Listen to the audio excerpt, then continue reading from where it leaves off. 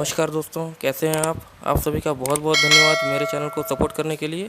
आप मुझे इंस्टाग्राम पे भी फॉलो कर सकते हैं और मेरा रिक्वेस्ट है आपसे कि अगर आपको मेरे वीडियोस पसंद आ रहे हों तो प्लीज़ चैनल को सब्सक्राइब करें और बेल आइकन दबाएं ताकि मैं आपके लिए ऐसे ही अच्छे अच्छे कंटेंट रेगुलरली ला सकूं। A few moments later. भाई आज हम लोग प्रैक्टिकली सीखने वाले हैं कि एक कंप्लीट हाउस वायरिंग कैसे करते हैं और हाउस वायरिंग करते समय क्या क्या स्टेप लिए जाते हैं और कैसे क्या क्या कनेक्शन होते हैं। आज मैं इस वीडियो में आपसे शेयर करने वाला हूं, तो चलिए शुरू करते हैं। तो भाई आप देख सकते हैं ये मेन सप्लाई आई हुई है जो मीटर पे आई हुई है। ये हमारा KWH मीटर लगा हुआ है, किलोवाट आवर मीटर इसको बोलते हैं, और ये स्मार्ट मीटर है। आप देख सकते हैं ये रीडिंग शो कर रहा है, एम्पियर दिखा रहा है, वोल्टेज दिखाएगा, मैक्सिमम डिमांड, KWH और करंट वोल्टेज सब कुछ शो करेगा। ठीक है भाई, ये पूरा मीटर हो जाता है। और मीटर में दो पॉइंट होते हैं, ये आपका एक इनकमिंग और ये आउटगोइंग।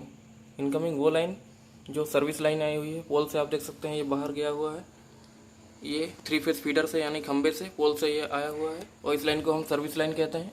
ये इनकमिंग देखिए, इनकमिंग आया हुआ है, ये न्यूट्रल और ये फेस, ये इनकमिंग हो गई और ये आउटगोइंग निकल रहा है, फेस और न्यूट्रल की आउटगोइंग निकल रहा है जो हमारी MCB मेन फीडर पर गया हुआ है। आप देख रहे हैं ये कॉलिंग हो रहा है, कॉल चल रहा है। ये जितना ज़्यादा लोड होगा उतना ही कॉल तेज़ी से होगा। ये जितना आप लोड देंगे मीटर पे उतना ही तेज तेज कॉलिंग होगी यहाँ पे। और ये डिस्प्ले लगा हुआ है और ऊपर ये वाईफाई सिग्नल दिखा रहा है, स्मार्ट मीटर है इसीलिए। करंट वोल्टेज शो कर रहा है, 230 वोल्ट AC है, 230 वोल्ट की सप्लाई आप देख सकते हैं।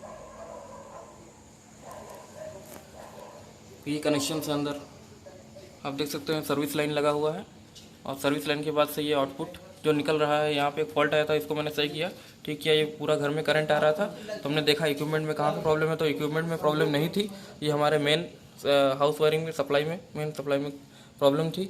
और ये था कि ये पोलरिटी उल्टी हो गई थी, फेस और न्यूट्रल की जगह फेस न्यूट्रल जहाँ जहाँ होने चाहिए थे वो पोजीशन गड़बड़ होकर उल्टे हो गए थे, तभी ये मैंने सही किए। मतलब फेस की जगह न्यूट्रल और न्यूट्रल की जगह फेस जा रहा था, ये मैंने सही कर दिए। अब यहाँ पे ठीक है, अब कोई करंट नहीं आ रहा है।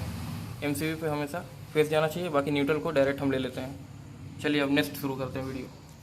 अब हम आ चुके हैं मेन MCB पैनल की तरफ, जो कि सब सिंगल फेस की सप्लाई में है। हाउस वायरिंग में सब सिंगल फेस ही होता है, तो MCB भी सब सिंगल फेस की लगी हुई है। ये देखिए, ये हमारी मेन MCB हो गई जो 63 एम्पियर 2 पोल यानी डबल पोल DP MCB कहते हैं इसको। 63 एम्पियर का डबल पोल MCB लगा हुआ है। ये आपका देखिए मेन ट्रिप करता है और ये आपका एक एक रूम के लिए एक एक सिंगल पोल के एक एक MCB लगी हुई है। देखिए ये C10 एम्पियर, इसका जो C10 लिखा है इसका मतलब 10 एम्पियर की 2 MCB हो गई और बाकी सब 10 एम्पियर की लगी हुई है। सब C10 आप देख सकते हैं, 10 एम्पियर की MCB सब लगी हुई है। ऊपर ऑन की कंडीशन है और नीचे ऑफ की। 3 hours later. ये जो MCB है ये हमें दो टाइप की प्रोटेक्शन देता है, एक तो शॉर्ट सर्किट और दूसरा ओवरलोड।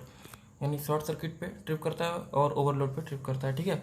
अब ये जो DP MCB है इसका काम ये है कि ये मेन सप्लाई पे लगा हुआ है। अब जैसे जो हमने आपको दिखाया था मीटर से जो आउटपुट आ रहा था, वो आउटपुट न्यूट्रल हमारा सभी जो घर में जो लोड है सभी लोड के सभी इक्विपमेंट्स पे न्यूट्रल चला गया और फेस जो जा रहा है फेस इसमें एक डायरेक्ट लेते हैं और उसके बाद जो फेस इसमें आउटपुट निकलता है वो सभी एक एक सिंगल पोल की MCB में लगा लिया जाता है। पहले हम फ्यूज़ को यूज़ किया करते थे और फ्यूज़ के जगह पे अब हम MCB यानी मिनिएचर सर्किट ब्रेकर को यूज़ करते हैं। और हम आजकल तो RCCB को भी यूज़ कर सकते हैं, जो कि रेसिडुअल करंट सर्किट ब्रेकर है, जो अनावश्यक या व्यर्थ करंट आने पे हमें ट्रिप कर देता है। यानी फिर हमें अगर इलेक्ट्रिकल शॉक लगता है तो तुरंत ट्रिप करता है, तो हमें उससे शॉक नहीं लगता, पूरी लाइन ट्रिप हो जाती है। तो ये हमें इससे फ़ायदा मिलता है RCCB से। लेकिन यहाँ पर तो MCB लगी हुई है और कुछ दिन में मैं घर में RCCB फिट कर दूँगा, लगा दूँगा, तो उससे और ज़्यादा सेफ्टी बढ़ जाएगी। तो आप देख सकते हैं ये जो MCB जो लगे हुए हैं वो ये देखिए 25 एम्पियर का 25 एम्पियर जो लगे हुए हैं ये AC के लोड के सॉकेट के लिए है और सब मॉड्यूलर सॉकेट पे जा रहा है सप्लाई। और 10 एम्पियर के ये रूम के लिए है, यानी कम लोड के लिए है। और ये 25 एम्पियर 25 एम्पियर ये सब AC के लिए जा रहा है। और ये मेन MCB 63 एम्पियर की होगी। ये देखिए, देख सकते हैं डबल पोल 63 एम्पियर का लगाया जाता है। दोस्तों मैंने छत के ऊपर भी एक बोर्ड लगाया है, इसके लिए मैंने यहाँ से कनेक्शन लिए हैं। ये हमें फेस से न्यूट्रल की सप्लाई यहाँ से मिल रही है और यहाँ से हमने एक MCB को लगा दिया, यहाँ पे MCB को कनेक्ट कर दिया। ये 16 एम्पियर की MCB है। यहाँ पे इनकमिंग चलेगी न्यूट्रल फेस। ये आपका जो इनकमिंग जो जाती है इसको कहते हैं लाइन, और ये लोड, ये लाइन का हिस्सा है, ये लोड का हिस्सा है, ठीक है। ये लाइन दिया, ये लोड ले लिया, तो यहाँ पे एक 16 एम्पियर की DP MCB यानी डबल पोल की MCB लग गई। ये लाइन बाहर जा रही है, और बाहर आपको दिखा रहा हूँ, बाहर बोर्ड लगा हुआ है। अब हम यहाँ से इसको ऑन कर लेते हैं, तब मैं आपको दिखाऊंगा बोर्ड की वर्किंग। आप देख सकते हैं बोर्ड मेरे हाथ का ये बनाया हुआ है, ये मैंने यहाँ पे ऐसे फिट किया हुआ है।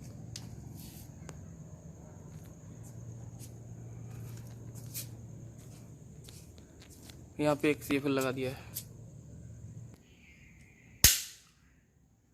तो जैसे आपने कनेक्शन देखे उसी सिमिलर तरीके से भी यहाँ पे कनेक्शन किए जाते हैं। तो मैं आपको इसकी प्रैक्टिकल जो डायग्राम है या फिर प्रैक्टिकल ओपन सर्किट को नेक्स्ट वीडियो में दिखाऊंगा। तब तक के लिए आप इसी वीडियो को एंजॉय कीजिए। और भाई नेक्स्ट वीडियो में MCB की ट्रिपिंग टेस्ट भी करने वाले हैं कि शॉर्ट सर्किट करने पे कौन सी MCB कितनी टाइमिंग में ट्रिप होती है, ये भी हम देखेंगे।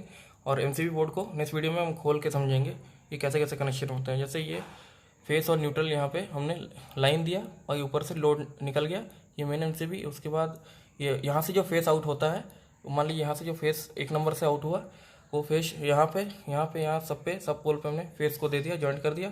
फिर यहाँ से जो आउटपुट निकलेगा, यहाँ से एक एक फेस एक एक बोर्ड के लिए रूम में चला जा रहा है, और यहाँ से AC के लिए चला जा रहा है। बाकी ये 10 एम्पियर के रूम के लिए चले जा रहे हैं, और ये भी 10 एम्पियर के रूम के लिए चले जा रहे हैं। और यहाँ से जब हम मेन जब ट्रिप करते हैं तो पूरा जितना लोड है सब ऑफ हो जाता है। ये हमारा मेन के तौर पे DP MCB यूज़ करते हैं, बाकी सब सिंगल पोल की MCB यूज़ करते हैं। ठीक है भाई, अब इसको हम बंद करते हैं। तो भाई उम्मीद है आपको यहाँ तक इस वीडियो से कुछ सीखने को मिला होगा कि यहाँ तक के कनेक्शन कैसे होते हैं, और मैं अब आपको आगे का शेयर करने वाला हूँ।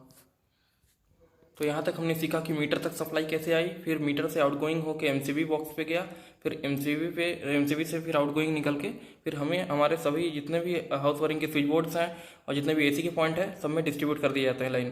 जैसे आप देख सकते हैं ये AC के लिए सॉकेट हमारा दिया हुआ है, जैसे ये C32 यानी 32 एम्पियर का लगा हुआ है, 32 एम्पियर का दिया हुआ है। देखिए आप शायद देख पा रहे होंगे, देखिए ये 32 एम्पियर का दिया हुआ है MCB।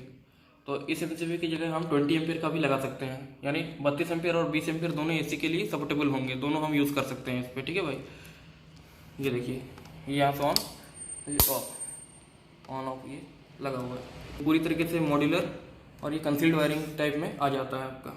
और जैसे आपने देखा कि MCB से लाइन आकर आपके घरों के स्विच बोर्ड में सभी में डिस्ट्रीब्यूट किए जाते हैं, तो उसी प्रकार हम ये देखने वाले हैं कि AC के सॉकेट में जैसे लाइन गया हुआ है, वैसे उसी तरीके से नॉर्मली स्विच बोर्ड जो हमारे घर में होते हैं उसमें भी इसी तरीके से डिस्ट्रीब्यूट होती है लाइन। जैसे यहाँ पे आप देख सकते हैं, इसको मैं नेक्स्ट वीडियो में आपको खोल कर भी दिखाऊंगा, सब डेमो सहित दिखाऊंगा। आज मैं ऊपर से ही आपको दिखा रहा हूँ कि कैसे कैसे सप्लाई होती है। जैसे आपका MCB से, जैसे मैंने बताया था कि 10 एम्पियर की जो MCB है उससे एक आउटपुट आपके इस मान लीजिए इस रूम में आया हुआ है। तो इस रूम में आने के बाद जैसे सभी स्विच बोर्ड के पॉइंट से हम फेस को एक मैच कर लेंगे, मतलब यानी उस MCB से सभी पे फेस दे देंगे, सभी स्विचेस पे। फिर इस सब स्विच में जैसे मान लीजिए इससे हमारे एक लाइट बल्ब जुड़ा हुआ है, या इससे फैन का जा रहा है, इससे ट्यूबलाइट का जा रहा है, या इससे अदर स्विच सॉकेट है या कुछ और सप्लाई है, तो इसमें हम डिस्ट्रीब्यूट हो गया स्विच सॉकेट। ये फैन के लिए दिया हुआ है, फैन रेगुलेटर, इसके लिए भी डिस्ट्रीब्यूट हो गया उसी से। एक मेन फेस सब पे रन कर देते हैं, मेन फेस की लूपिंग डाल के फिर सबसे हम एक एक आउटपुट ले लेते हैं। ठीक है, और जैसे जो मेन जो MCB से जो न्यूट्रल आता है DP MCB से, डबल पोल के बाद सिंगल पोल पे वो ना जाकर के वो डायरेक्टली हमारे इक्विपमेंट्स पे चले जाते हैं और स्विच बोर्ड में डिस्ट्रीब्यूट कर दिए जाते हैं न्यूट्रल। जैसे न्यूट्रल की सप्लाई हमारे आपका एक इस सॉकेट में न्यूट्रल चला गया, और बाकी जहाँ भी बल्ब या फिर जहाँ पे ऐसे होल्डर्स लगे हुए हैं या फिर जो भी अदर इक्विपमेंट्स है उसमें सब में, या फिर जो फॉल सीलिंग की जो जितने भी लाइटें हैं उसमें जहाँ भी न्यूट्रल की ज़रूरत है वहाँ न्यूट्रल को सप्लाई कर दी जाती है, और एक एक सॉकेट में न्यूट्रल को एक जोड़ दिया जाता है, और बाकी फेस को डायरेक्ट रखा जाता है। इस पर एक लाइव फेस आता है, बस इस स्विच बोर्ड में तो इतना ही होता है। और अर्थ का आप जानते हैं ग्राउंड में ग्राउंडिंग कर दी जाती है। तो यहाँ तक तो आप सीख गए होंगे। अब चलिए नेक्स्ट वीडियो में बढ़ते हैं आगे। तो भाई इसी तरीके से हाउस वायरिंग की जाती है, और ये बहुत ही आसान है। आप थोड़ा सा भी अगर समझ जाएंगे, जान जाएंगे, तो आप खुद ही अपने घर का फॉल्ट रिपेयर कर सकते हैं। आपको कोई भी किसी को बुलाने की, किसी इलेक्ट्रिशियन को बुलाने की कोई ज़रूरत नहीं। आप थोड़ा समझ जाएंगे तो आप फॉल्ट को सही कर सकते हैं, और ये बहुत आसान होता है। थोड़ा सा भी अगर दिमाग लगा के समझेंगे तो हाउस वायरिंग बहुत आसान है, आप आराम से इस फॉल्ट को रिपेयर कर सकते हैं। ठीक है, और जहाँ पे जैसे सॉकेट की हमें यूज़ होता है, जैसे सॉकेट की ज़रूरत होती है उस तरीके से वायरिंग की जाती है। जैसे हमें यहाँ पे नॉर्मली सॉकेट चाहिए कि पावर सॉकेट चाहिए, 15 एम्पियर की चाहिए कि 5 एम्पियर की सॉकेट चाहिए, तो उस हिसाब से हम वायरिंग करते हैं। वायरिंग का सब कुछ तरीका सब सेम होता है, चाहे वो ऐसे ओपन वायरिंग हो या कंसील्ड हो या मॉड्यूलर हो, सबका तरीका एक ही है। थोड़ा भी जान जाएंगे तो बहुत ईजिली फॉल्ट को रिपेयर कर पाएंगे और बहुत ही आसान है हाउस वायरिंग। तो आप थोड़ा सा अगर सीख जाएंगे तो आसानी से पूरा फॉल्ट समझ पाएंगे और ठीक भी कर पाएंगे। उम्मीद है आपको इस वीडियो से अब तक सब कुछ समझ में आ गया होगा। तो thank you so much for watching.